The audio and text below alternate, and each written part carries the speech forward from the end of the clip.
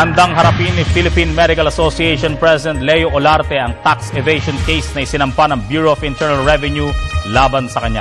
Samantala, kabilang din sa nasampulan ng BIR ang negosyo ni Cedric Lee. Narito ang report ni Dennis Cortez.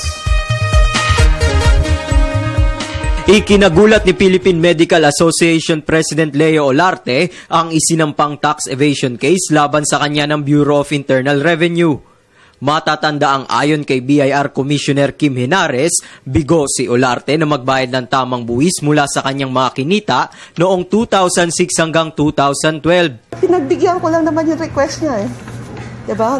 Sabi niya kung meron kaming alam na doktor na hindi nagbabayad ng tama at hindi nagpa-file ng tama, bakit hindi siya na lang ang filean natin? No? Siya mismo, di ba? I think you can review all his press statement, right? And he said that rather than mangdamay pa siya ng ibang tao, di ba? Ditingnan na lang muna natin yung nagsasalita, di ba?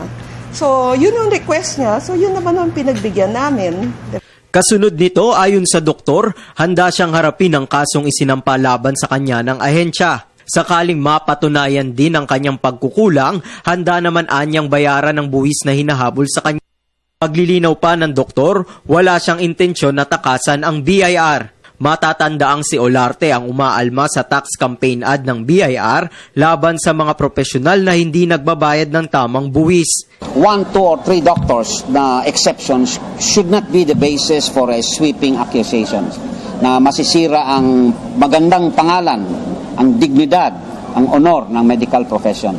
Napag-alaman din ng BIR na isa ring abogado si Olarte. 2.93 million pesos ang dapat bayaran na buwis ni Olarte sa ahensya. Samantala, bukod kay Olarte, sinampahan din ng kasong tax evasion case ng ahensya ang negosyanteng si Cedric Lee.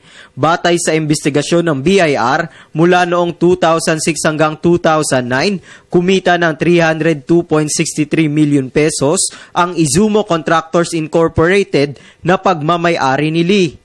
Galing anya ito sa pakikipagkontrata sa mga lokal na pamahalaan ng Butuan, San Juan City, Davao del Sur, Pasay City at Tagudin, Ilocos Sur.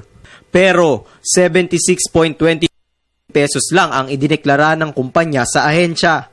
Dahil dito, umaabot sa 194.47 million pesos ang tax liability o buwis na dapat bayaran ng negosyante sa BIR. Para sa Telebisyon ng Bayan, Dennis Cortez.